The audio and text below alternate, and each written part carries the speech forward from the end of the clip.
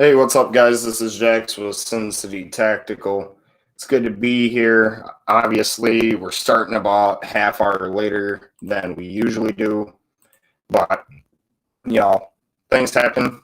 But here we are. So, as you'll see before we get into the first topic, at the bottom of the screen scrolling there is the updated website for Sincity Tactical MN.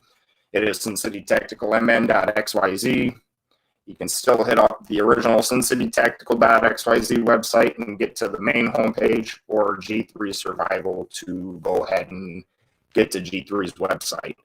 Now, with that being said, before we get into Pro 2A news, I'm going to go ahead and bring the newest, or not the newest, the other co-host here of mine, Griff, from Sincity Tactical, Minnesota, on into the show. Hey, what's up there, Griff? Hey, how's it going? Not too shabby. Long day, obviously. Here in Minnesota, we got some more snow falling, so. Yeah, don't remind me. Right.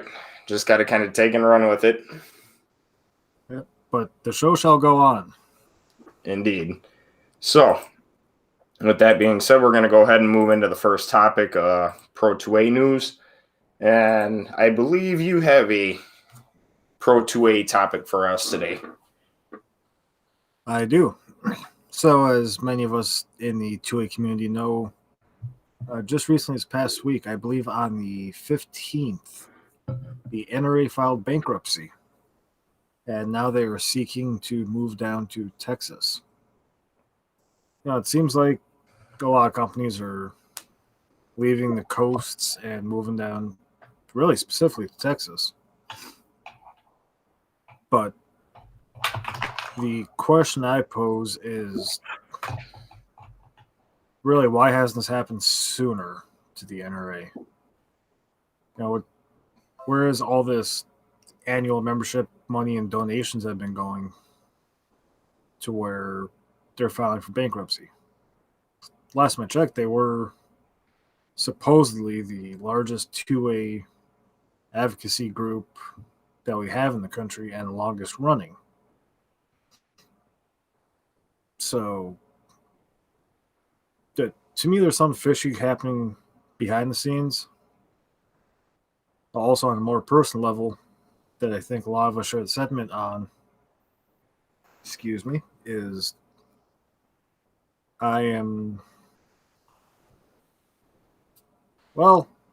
me, it's just passing news.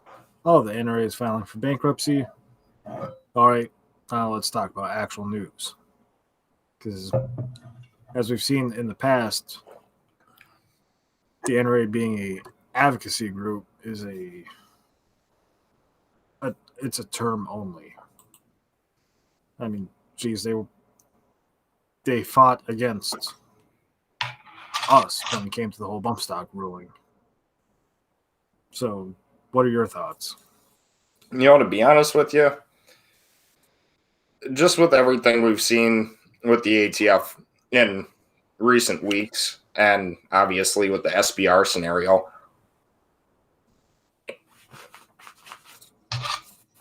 hopefully this will make them slow their roll and lay off a little bit on,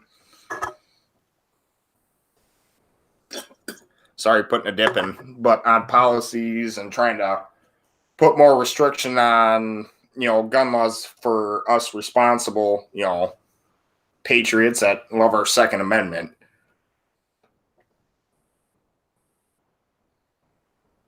So, what you're saying is NRA filing for bankruptcy, the ATF people like that will consider that as a victory?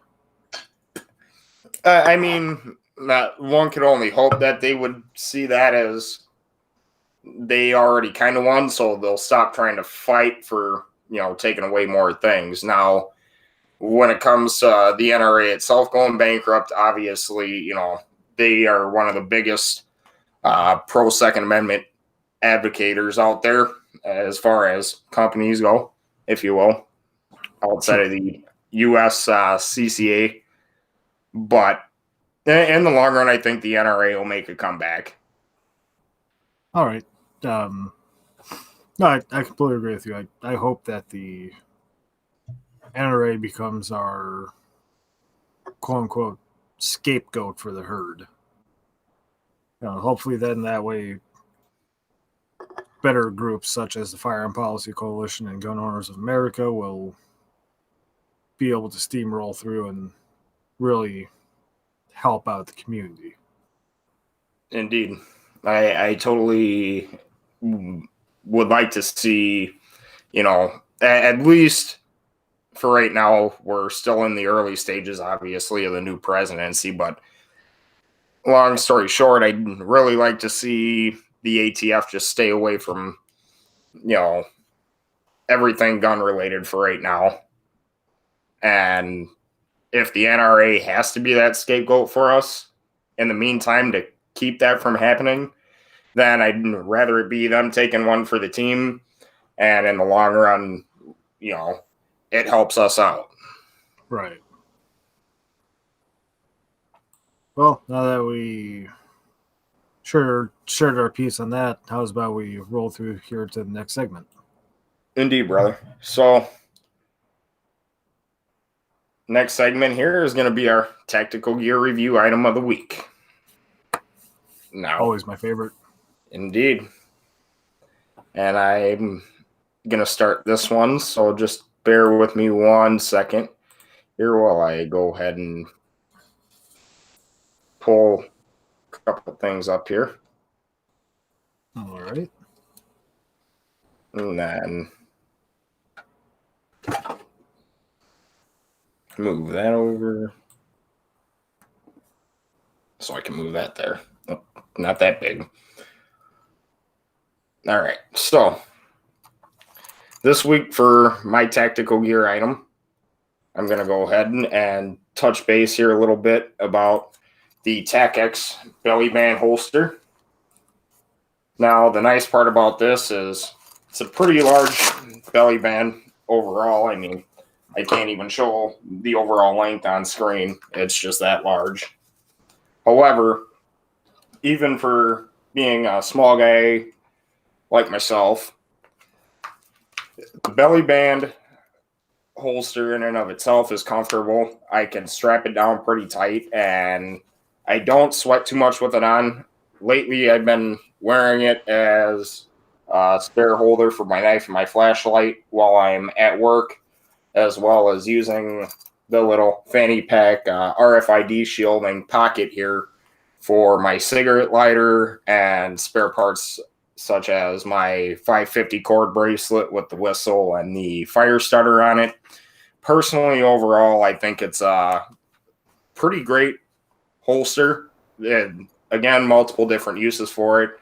Inside the waistband, belly, appendix carry, and if you put it up high enough, you can definitely make it into a makeshift shoulder holster. Now, to go ahead here and just touch a little bit on the product more in depth.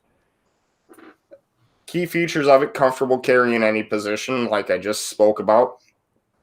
And, it's all Tacxprogear stuff is made in the USA. So not only can you use it in the positions that I mentioned, but you can also wear it as a backstrap holster, shoulder holster, or concealed carry shirt type of holder for everyday carrying. And if I remember correctly, that on line, there's been a couple different things. I believe it's made out of the same neoprene material as the inside the waistband magazine holder, but the Amazon listing for it will tell you that it's made out of Kydex. And personally, I don't think that's exactly the case. It definitely doesn't feel like a Kydex, let alone look like a Kydex holster to me. Right. That's not a rigid plastic. But one thing I'm definitely intrigued about checking out that belly band holster a lot more is that seems like a great way to carry an IFAC around. You might be able to mesh in a small little singular IFAC in that pocket where I have my knife and my flashlight. Well, no, I mean like have that be your entire IFAC. Oh yeah, I Where mean, I suppose if you were looking at it from that aspect. yeah, because I personally like Dark Angel Medical IFACs. They offer really great outside the waistband IFACs along with ankle holster IFACs. But using the footwear I wear, which is mainly cowboy boots, that's not really a feasible option for me. Where I'm looking at that thinking, well, geez, maybe I can cram the IFAC into that and just wear it around my gut. I'll tell you what. I could part with it for about a week and let you try mine before making the decision on picking one up. Perfect. So I'll get with you offline and we'll set up a date later this week and I'll let you borrow it. Sweet. Can't wait to check it out. Indeed. So what tactical gear item do you have for us this week, brother? All right.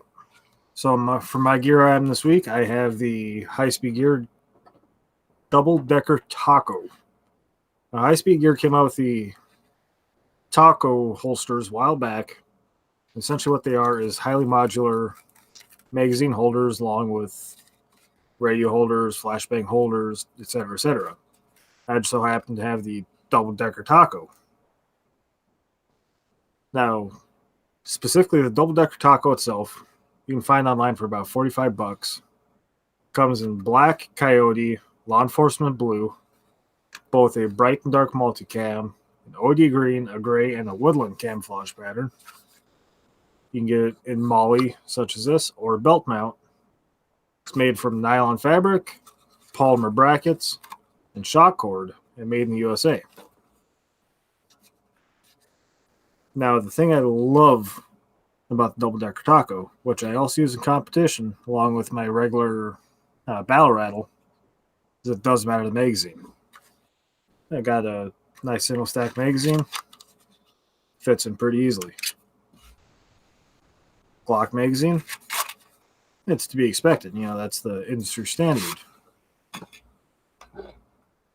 Something a little weirder. Here's a 5.7 magazine.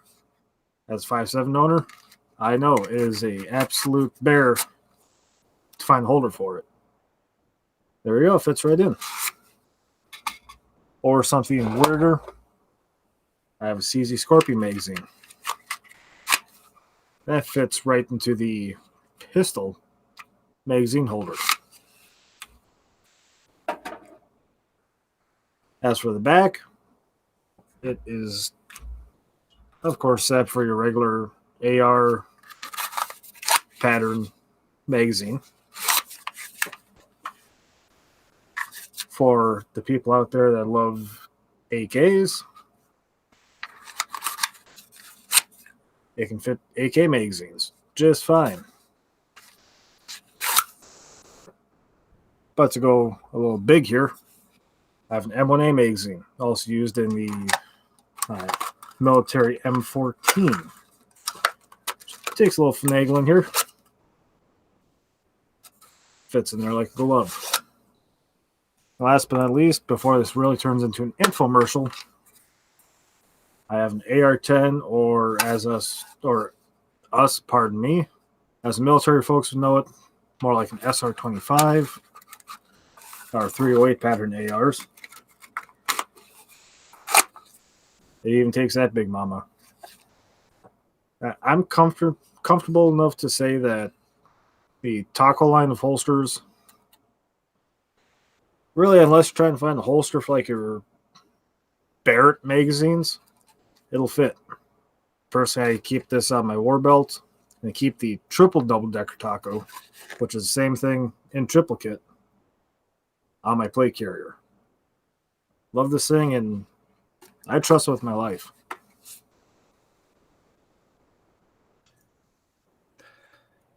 You know, and those taco mag holders are awesome. I've obviously, been around with you at the range when you've been using them, and they actually work pretty slick. Now, I believe I borrowed one of yours as a spare backup mag holder, but it was on a comp night for a standard Glock mag and fit just perfectly in there. Right. And the thing I really like is that, again, like that modularity, like where you were short a magazine holster, and you could get someone with like a 2011. Yeah, I have a spare one while I'm running Glock mags. Nope, you can't use mine. Or like my old man, he uses a Springfield XDM. Well, their magazine holders are a little tighter than Glock mags. Whereas you have a high-speed gear taco, well, it's like postal service. If it fits, it ships. Just take it. Indeed. And that's awesome. Most people who are either first-time carriers or first-time shooters in the scenario of competition, if you're out there just starting out without any comp gear, I myself just recently at the end of, last fall, picked up my comp belt with some mag holders and everything else. But if you're just starting out and you're trying to piece things together, I definitely suggest, the taco mag holsters, or even, in a comp setting, I wouldn't run the Tacxprogear inside the waistband holders, but for a everyday carry item, if you're going to be carrying, I'd run something like that in that scenario. And I do also want to add on that for some of the more duty-focused people, they do offer all the holsters in a flip-top configuration as well that has the extra security flap on top. And that's awesome, brother. Well, shall we move on? Let's shall. Indeed.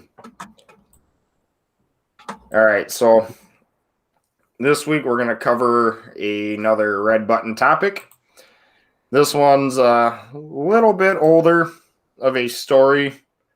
Not too much, though, to where it, let's see, control click. All right. It's not too horrible to where it's way outdated, but I feel like this is something we should talk about here. All right. Now, this also kind of ties in with Pro 2A stuff as well in a weird roundabout way because it does involve a Glock firearm. However, I'm going to go ahead and pull this story up and we'll get into it. So, it says here, woman who shot and killed boyfriend said she didn't know her gun had a bullet in the chamber. Mary Catherine worked at a gun shop and had firearms training before the night of the shooting. So, Mary Catherine Higdon of Griffin, Georgia, was arrested for the murder of her live-in boyfriend, Stephen Freeman. Was the shooting an accident, or does the forensic evidence suggest that she methodically planned to kill him? Again, CBS News, we're only using this for educational purposes. We do not own the rights to the story, but CBS News correspondent David Bagnod investigates in 48-hour suspicion the case against Mary Catherine Higdon, airing on a special night Wednesday, September 23rd. Obviously, it's already aired. So, all right. Late on the evening of August 1st, 2018, the Griffin Police Department responded to a frantic 911 call from a 24-year-old Mary Catherine Higdon. She told the dispatch operator that she had just shot her boyfriend by accident. During the call, she stated that she didn't know the gun had a bullet in its chamber. When first responders arrived at the couple's home, paramedics attended to Stephen's life-threatening injuries while police spoke with the distraught Higdon and secured the scene. Stephen Freeman was rushed to the hospital, but the 23-year-old died just minutes before midnight. At the chaotic scene, Higdon said the gun went off accidentally as she was handing it to Freeman, but investigators noticed food strewn across the kitchen floor, which led them to believe that there may have been an altercation before the shooting. Police began to suspect that this was more than just an unfortunate accident. Mary Catherine Higdon was escorted to the police headquarters to be interviewed. There, she told investigators a different story, saying the gun went off when she was tossing it to Freeman. The interview quickly turned into an interrogation, and investigators say Higdon suddenly confessed to murder, admitting she shot Freeman in anger. Believing they had an ironclad confession on tape, detectives arrested Mary Catherine Higdon for the murder of Stephen Freeman, but there was one problem, and a big problem. There was nothing but feedback on most of the recording. Prosecutors would have to try to make their case without it. At her June 2019 trial, prosecution witness Thomas Skinner testified that Higdon sold guns at the same sporting goods store where he also worked for a time. I know she knows how to handle a gun very well, Stephen's friend told the court. Thomas Skinner went on to say that Higdon was raised around guns and bragged about her knowledge of firearms to Freeman and his friends. Mary Catherine Higdon took the stand in her own defense. She tearfully testified that Stephen Freeman was the love of her life and that she never wanted to hurt him. Higdon was emphatic that the shooting was an accident and that she didn't know the gun had a bullet in its chamber and was primed to fire. The prosecution showed the jury 2 exhibit photos that revealed close-up details of the weapon used to shoot Freeman. A Griffin police sergeant also testified that the gun looked wet when he examined it, and that there also appeared to be cooking grease on the gun. Again, as I said before starting to read the story, here we have the Glock that Mary Catherine owned and was the murder weapon, if we're going to call it that at this point. During her interview with CBS News correspondent David Bagnod, prosecutor Kate Lenhard summarized her case for how and why she believes Higdon killed Freeman. Leonard told the jury that the relationship between Freeman and Higdon had been unraveling, and that an enraged Mary Catherine shot Freeman when he finally came home after ignoring her text all day and then refused to eat dinner that she cooked for him. She took the magazine out of the gun with the hands that had been prepping this food and was angry that he didn't want to eat it. She put bullets in that magazine. She put the magazine in the gun. She pulled the top of the gun back.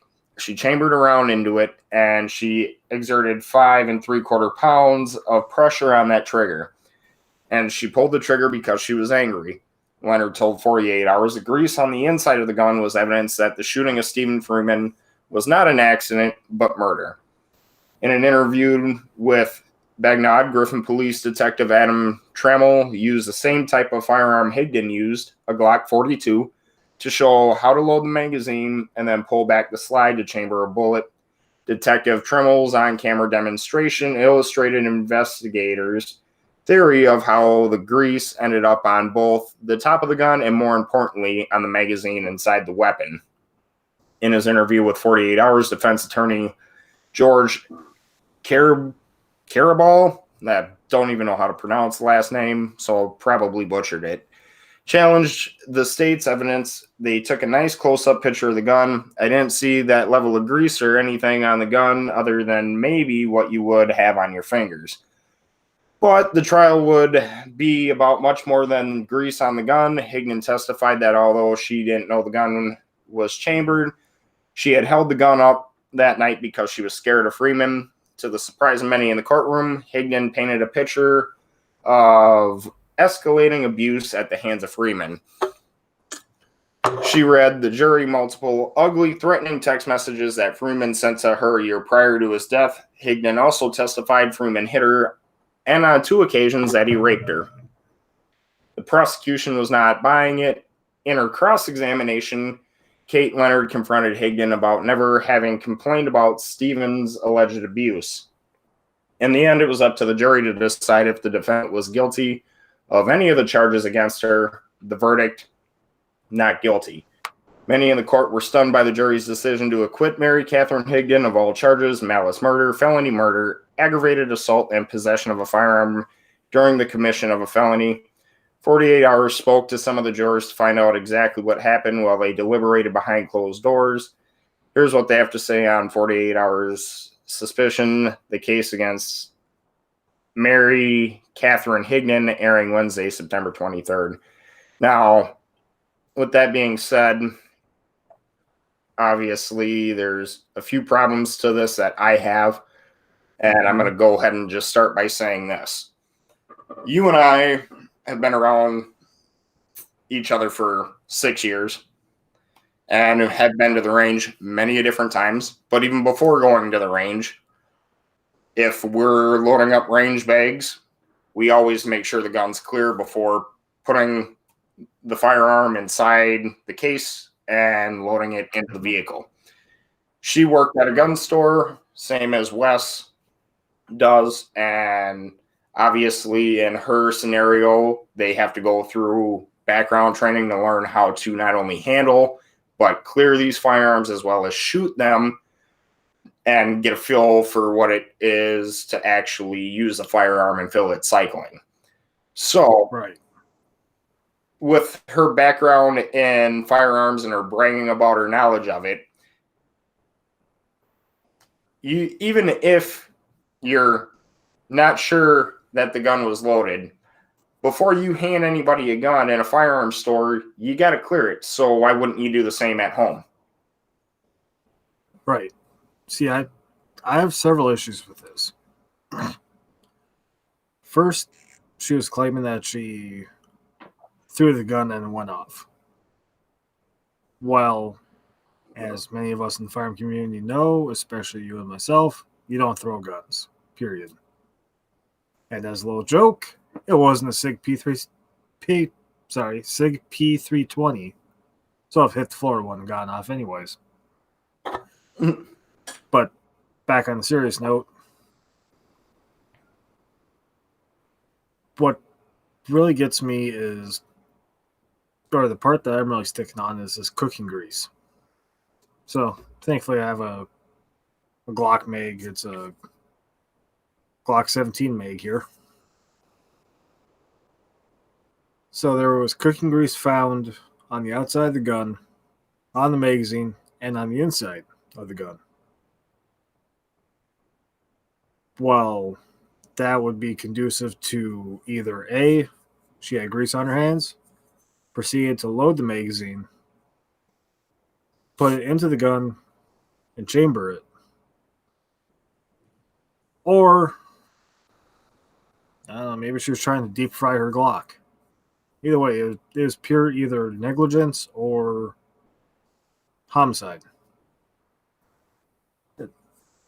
To me, it sounds like the jury was going off of emotions. She was claiming that he was abusive, that he raped her. And it, just from that one news article, it doesn't sound like any evidence or the text messages were put forth to prove that. So my opinion is solely based on this article, and keep in mind it's just an opinion. But at the very least, she should be charged with manslaughter, some form of negligence. Yeah. And I'm glad you said that, because I did do a little bit more digging in, watching a couple other videos on YouTube about this specific case. And the text messages were produced in court. However, the problem with it is it not being in the news article. One of the biggest things is some of the text messages got so ugly that, they didn't want to publicize it, being as the whole basis of these text messages coming from Stephen were so violently put that it was just despicable. So, I mean, in a weird roundabout way, the jury even said they had a gut feeling that she had something to do with his death. as being a murder. However, the problem is with the Butch audio tape of the confession being the way it was, they didn't have enough on the case to actually press these charges against Mary Catherine. Okay, so it sounds like she was found not guilty, not on the count or not on the basis of proving her innocence, but on the basis of lack of evidence. Indeed. Which is another thing that kind of irritates me about that case too. Obviously things are going to happen from time to time, but when you're in that line of work and what have you, you should at least have some backup audio. I mean, even when I put the audio from our shows up on the audio side of the podcast, I make sure I have a backup file to the original file in case something goes wrong. CYA. Exactly. And we're going to move on, though. I feel like we've spent enough time on that topic for today. Now, for CLS training, obviously, Wes isn't here tonight for this portion or for the show. He has a bit of a personal mission going on, but he will be back and ready to rock next week. However, being as you're here, I get to bust your balls a little bit. And unfortunately, sounds good. It doesn't look like G3 is watching right now. So, I'm... Yeah, he said he had prior obligations as well. Fair enough. I'll still put the question in there for him. If he watches the video later, he can feel free to answer, and I'll tell he is up. But G3, before you type the answer, what's up? Oh, I was going to say, being that West nor G3 are here, let's just call this one a mulligan, a practice round. Okay, fair enough. Be a little unfair. They don't have a fighting chance. Yeah, fair. Anywho, CLS Combat Lightsaber is brought to you by G3Survival.com. So, here's for the good old mulligan round. All right. So, I guess I should start with a little bit of introduction for you. So, care under fire is the first phase of tactical combat casualty care. In care under fire, you and the casualty are under hostile fire, and you are very limited to the care you can provide. In fact, you may not be able to provide any care. Your combat duties remain your primary mission.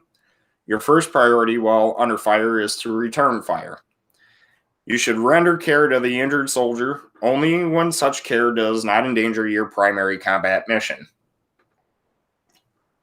All right. Okay, so with that in mind,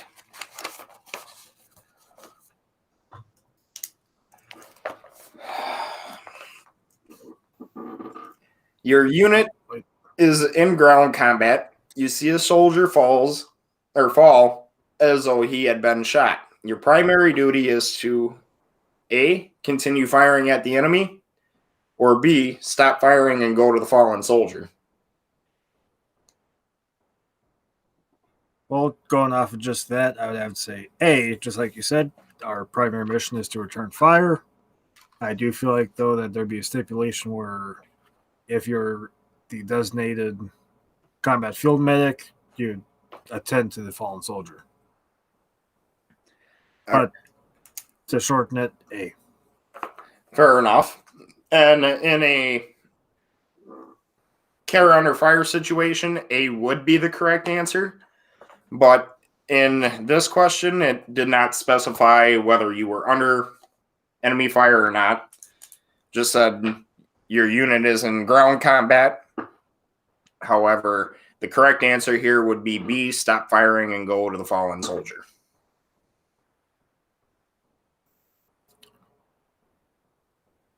All right. It's too late to perform those mental gymnastics, but I'll take your word for it. Yes, and it says paragraph 2.2.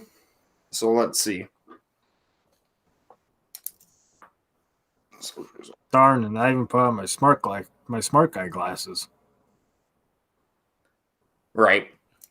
So this is basically why the answer is B on that one, because it ends up being B on the section 2.2 of the field guide I have here.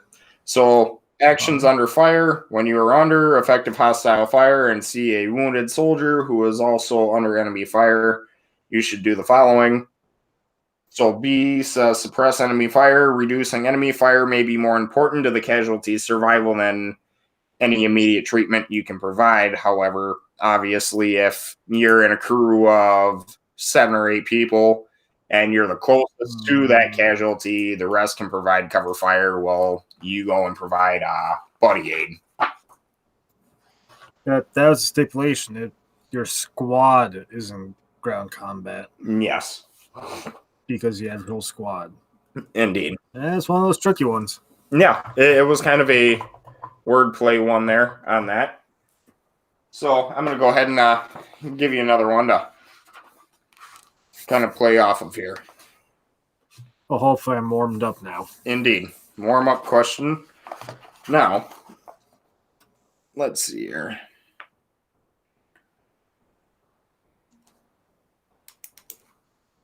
Okay. Perfect. When performing care under fire, which of the following actions can be performed before moving the casualty to a safe location? A. Perform cardiopulmonary resuscitation, CPR. B. Applying a tourniquet to control bleeding. C. Perform needle chest decompression to relieve tension pneumothorax. Or D. Administer the combat pill pack to control pain and infection. All right, so just run through them. First with CPR. By you, I would never perform CPR if I'm under direct threat. That takes too much of my attention away from the fight. Applying a tourniquet, as it should be. Applying a tourniquet is quick and fast. And, let's just say, for example, your buddy gets his arm blown off. That's a pretty big hemorrhaging issue. So far, B's in the runner. C was needle chest decompression, which point, if I'm under fire, I cannot ascertain if he needs that. And D, administering a pill pack, sucked up buttercup. So, B. You would be correct. B is the correct answer there. And let's see here. That would be under paragraphs 2.4D and 2.6. All right. So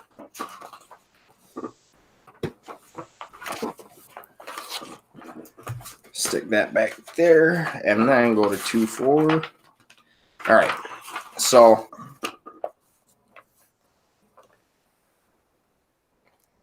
providing care under fire, now this is for everybody else, it says if the casualty cannot move himself to a place of safety and the combat situation allows you to safely assist the casualty, quickly evaluate the casualty, control any life-threatening bleeding from the extremities, and move the casualty and yourself to a safe location. Now, the answer to that would be D. If the casualty has an amputation of a limb or life-threatening bleeding from a wound on a limb, quickly apply a tourniquet. And then 2.6. Controlling hemorrhaging. Quickly check the casualty for potentially life-threatening hemorrhaging, severe arterial bleeding from an extremity. For example, the shirt sleeve or the pants leg may be red from bleeding. If severe bleeding is found, quickly apply a tourniquet high on the limb, just over the uniform, and tighten it to stop arterial bleeding. See section 2 of lesson 4. Remember, bleeding from a wound on the extremity is the greatest cause of preventable death on the battlefield. So you would be correct there. Woohoo. Awesome. Well, hopefully next Saturday I'll get to bust your guys' balls a little more on in-depth combat lifesaver, or in G3's case, lightsaber training. Sounds good. Indeed. All right, we're going to go ahead and move on here into sponsors and shout-outs. firstly, I want to go ahead and shout out Wendy from Site Shooter. We had her on the show a little while back, answered a lot of great questions as to what her business is about. Also, kind of the courses she's teaching currently under the COVID situation we're dealing with, but also going through her website and showing some of her other courses. Hopefully here in the future, we'll have her back on. She also financially backs Sincity Tactical, and it is a pleasure to have her on board as a sponsor. Secondly, I want to go ahead and shout Tacxprogear out. As you can see, I got the American flag cleaning mat hung up behind me. Great company. Use code Overlander25 for 15% off your purchases at NCCA, which is your National Concealed Carry Association.com, or your Tacxprogear.com. And lastly, I want to go ahead and shout out Tacpac. If you use the code SCTactical, you can save some money there on your purchases as well, plus get a free mystery grab bag. Pardon my reach. I'm just going to quickly hook into your Tacpac. I had recently received January's Tacpac, and I got this amazing hard shell case with plug and play foam. Fortunately, I do happen to have a firearm in the case, so I'm not going to open it because our media overlords don't like that. But I have no problem cramming a large frame service size handgun in here, along with several magazines and other goodies. And this is only one thing of five or six things I want to say I received in this month's Tacpac. I have not regretted it since. Indeed. Now, go ahead. Oh, last thing I was going to say about Tacpac 2, awesome program so far with what I'm seeing you and Wes getting. And here in the near future, I will be getting my subscription picked up with them so I can get some free goodies too. Sweet. And as always, the only shout out I have is G3 Survival at g3survival.com. He makes the best firearms leather goods in the market.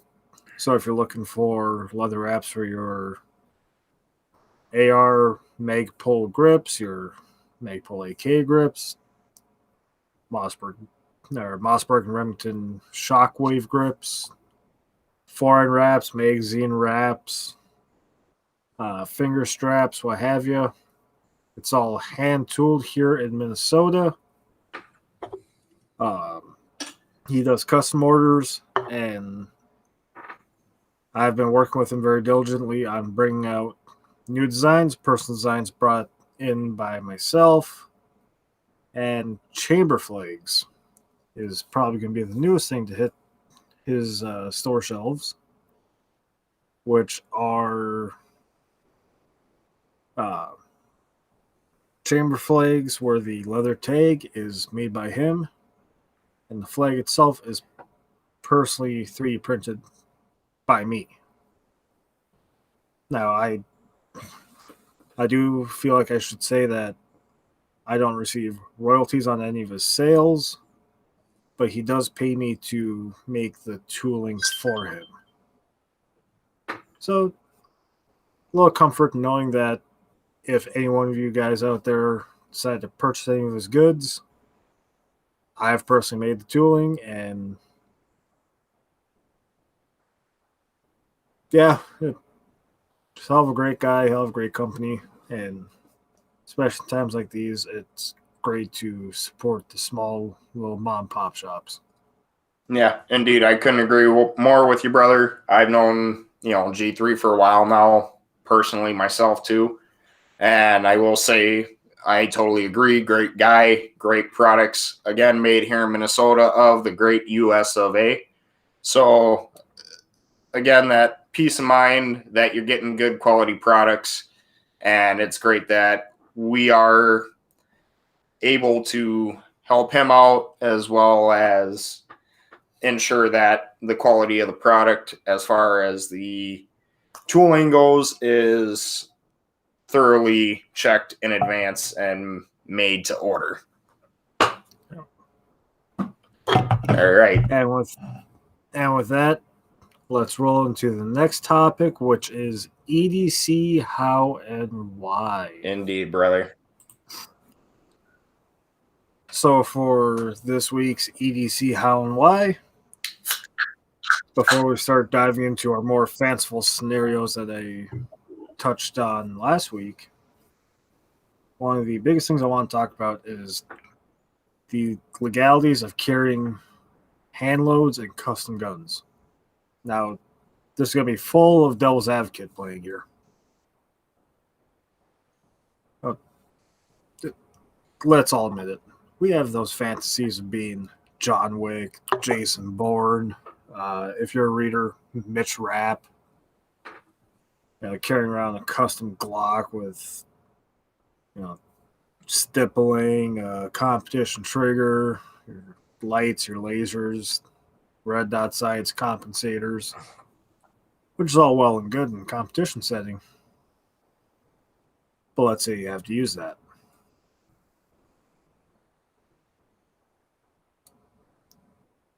When this comes to trial, the harsh reality is a jury will more than likely say, well, you modified your gun to be more efficient at killing the guy. Same thing with carrying hand loads. Oh, you purposely loaded up those bullets to make it more efficient for killing a person. They don't care about the advantages of all these upgrades.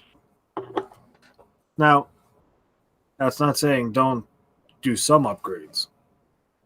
I'm a firm advocate for having a laser, a light, and even a micro red dot on your carry guns. Because those can easily say, or you can easily say, well, I add those on so I can assure I identified the target. I can assure I was aiming at the person that was shooting at me. I can assure that I wasn't going to endanger any other civilians. Where can trip people up is these other things. Competition triggers, hand loads. I've even read about court cases where they got hung up on the fact that some guy's gun was pink or blue or had a Punisher skull on it or something like that. Personally, I carry a bone stock handgun with a micro red dot on it using Hornady loads in one magazine and Lehigh Defense loads in the other. Straight from factory. Indeed.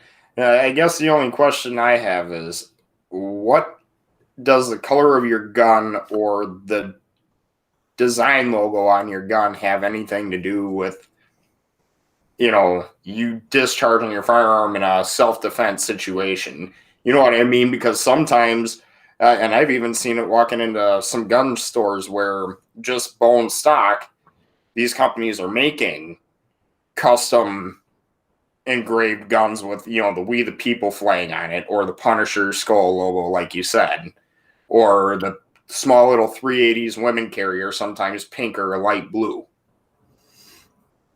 Well, I like to think of it like, let's compare it to vehicles.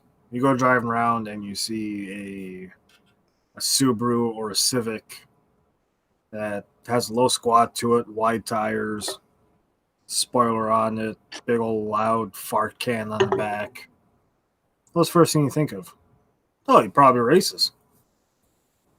Dude probably hits a drag strip. Same type of thing. It's preconceived notions. Okay, so then I guess, and again, none of us are obviously lawyers or in the legal system here on the show, but I guess from a legal standpoint, would you recommend just buying a straight out black gun versus a colored gun? or one with a personal design that comes straight from factory?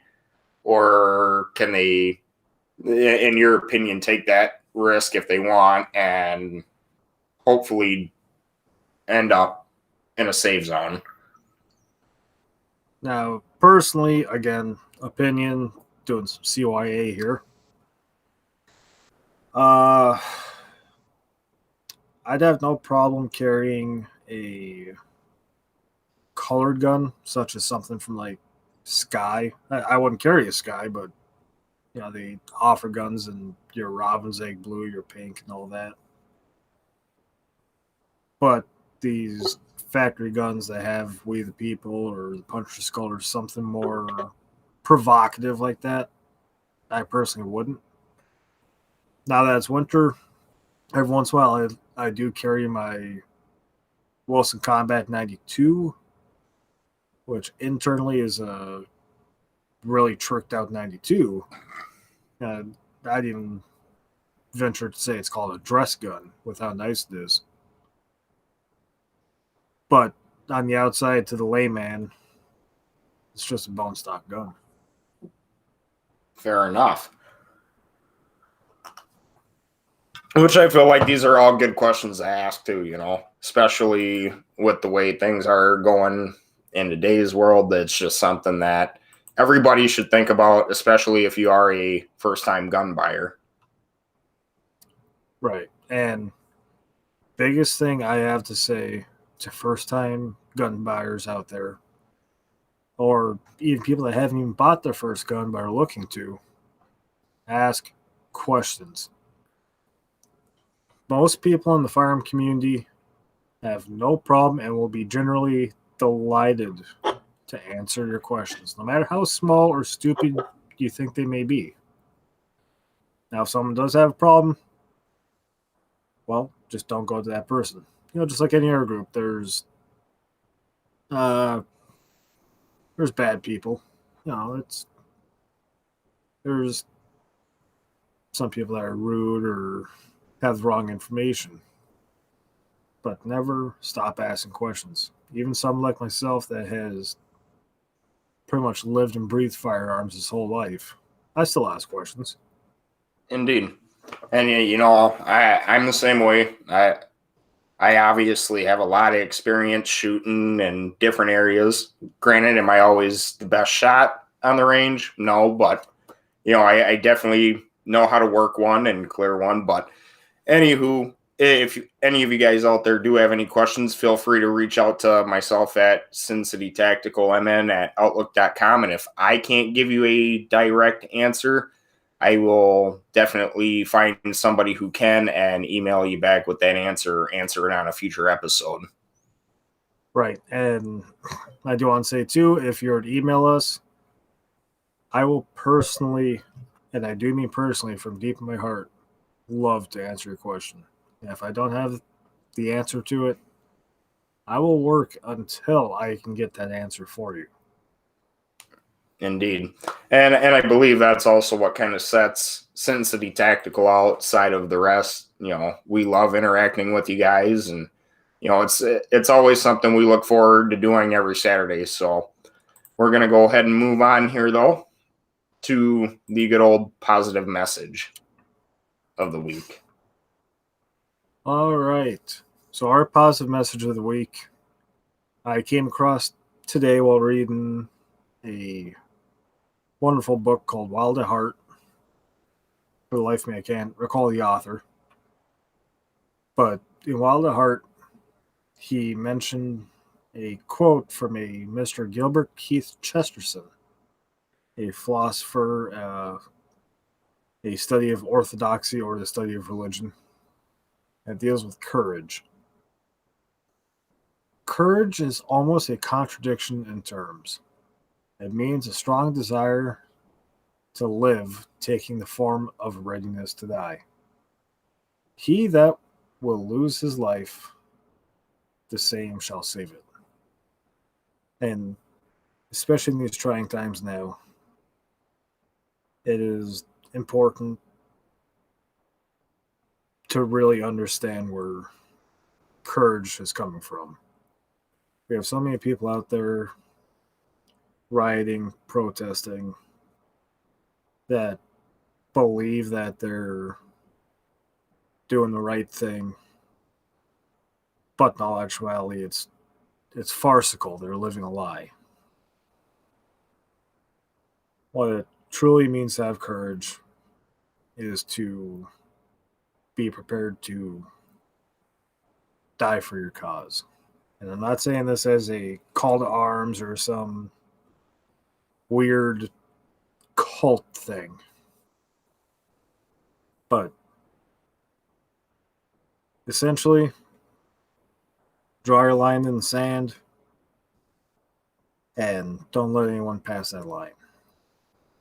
But we need to keep our values going and really, I can't believe I'm saying this considering the recent speech made by a certain person in the office, but in all reality, we need to properly unite to save this country, not unite to look good for the media.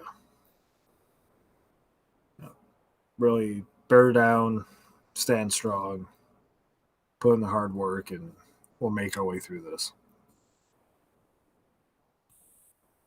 Indeed, brother. And, again, during these times, it's going to get a lot worse before it gets better. But if we all come together, it's definitely going to be lighter on the overall load rather than trying to do it all yourself. But until next time, guys, it's been a pleasure. And we look forward to seeing you next Saturday. Take care, folks.